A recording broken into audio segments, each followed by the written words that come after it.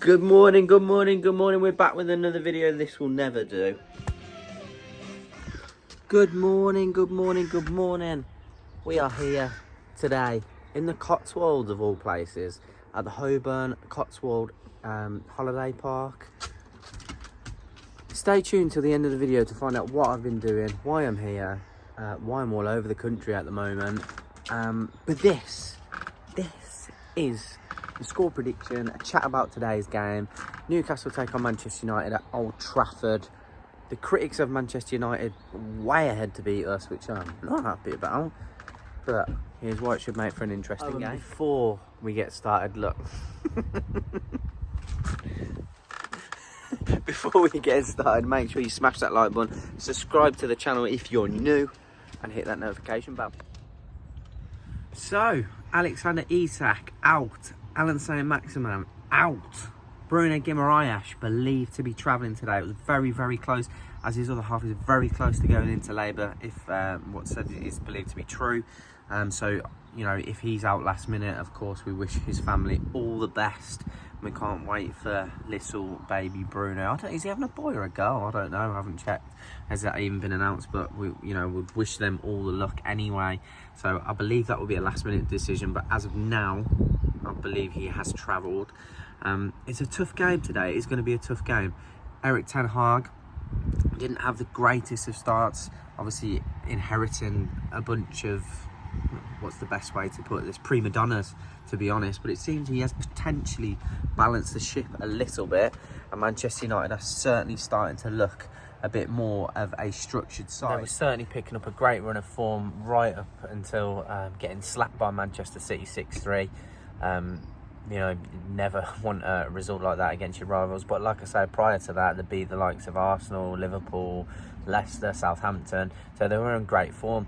And that, had we played them the week after the Manchester City game, it would have been very interesting to see if we could have continued in the vein of form that we were in. But I think it'll be a much tighter game now, just because they come away with that win against Everton after going 1-0 down. Anthony with the equaliser, and then Cristiano Ronaldo coming off the bench to win the game, to beat Frank Lampard's side. That Everton side are already far better than what they were last season. So I do think it will be a very close game, but I do think that Newcastle have more than enough about them to beat this Manchester United side. And the way that we play, I've said this so many times, the ethos that's been instilled by Eddie Howe and his backroom staff has just been an absolute revelation for this football club. And the owners have got everything right so far, everything right. So I'm so excited about this today. And we've done, over the years, we've done well against Manchester United. And when I say over the years, I mean recently. Sean Longstaff, Matty Lang's staff. It's been relatively close in at least 50% of the game. And Manchester United did control the ball very well in that Everton game. But again, the amount of chances that they haven't been as prolific as what some of the stats suggest. 13, 14 shots and 69 to 70% of the possession throughout the game, and only winning, I say only, but just coming away with a 2-1 win against Everton. You're going to have to be more prolific than that to beat Newcastle United at the moment, because we have been so astute defensively, which has been fantastic. And the one worry that a lot of people had with Eddie Howe's style of football was that he was so attacking that it was going to leave us exposed at the back. We've been the complete opposite. Now, I'm touching wood as I say that, because on paper, Manchester United have more than enough firepower to do damage against anyone week in, week out. They're not the Manchester United of old, of course not. However, they still have firepower. They've still got the likes of Marcus Rashford. They've still got the likes of Cristiano Ronaldo. They've still got the likes of Jadon Sancho. They've still got the likes of Anthony. These players are prolific goal scorers. They are. Now, don't get me wrong, they might not be in the best form of their lives at the moment, but they're the types of players that if they do switch it on, they're going to cause you damage. So we need to continue to do what we've done game in, game out this season. There has been the slip up against Liverpool and Manchester City, for example, arguably the two best sides in the league. Probably not even an argument. So we can be forgiven for that. But other than that, we have been excellent. absolutely fantastic, and I'm so confident. And it feels so strange being a Newcastle fan. I know everyone can empathise with this. That I go into a game now, especially having already played Manchester City and Liverpool, and thinking, I fancy us. More than fancy us. You know, Callum Wilson, when fit, is even bar none. I maybe other than Harry Kane, he's the best English striker in the Premier League. Ivan Toney's in absolute excellent form, but I still believe Callum Wilson is all round the better striker. And to be fair, you know, that might be biased because obviously we are Newcastle fans, but I just think he offers more. His runs, his hold-up play, I think he's the better finisher. But, you know, no disrespect to Ivan Toney, of course, he's having a fantastic season, and both, in my opinion, fully deserve to go to the World Cup. Then to complement that, Miguel Almiron. Miggy,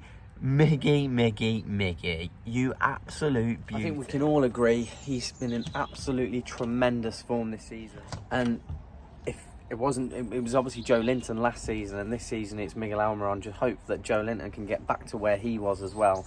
And then the likes of Bruno Guimaraes, Jacob Murphy's had a good last couple of games as well, and I was one to be unbelievably worried and, you know, underwhelmed about having to put him in, but he's another one that stepped up to the plate, and I just feel like that is absolute testament as to what's going on behind the scenes. Sean Longstaff again has been, we all wrote him off. He's done what he's had to do whilst players have been out injured. I don't think John Joe Shelby is far from coming back into the fold as well, so that would be interesting to see how he would fit in. I don't think he's available today, correct me if I'm wrong. But as I've already mentioned, you know, the back line has been fantastic as well. Dan Burn at left back, considering we all wrote him off in terms of the pace he has. We all know how excellent he's been at centre half, but he's been phenomenal at left back. He's keeping Matty Targett out the side, who's been absolutely awesome. Matty Targett hasn't put a foot wrong for us, he hasn't.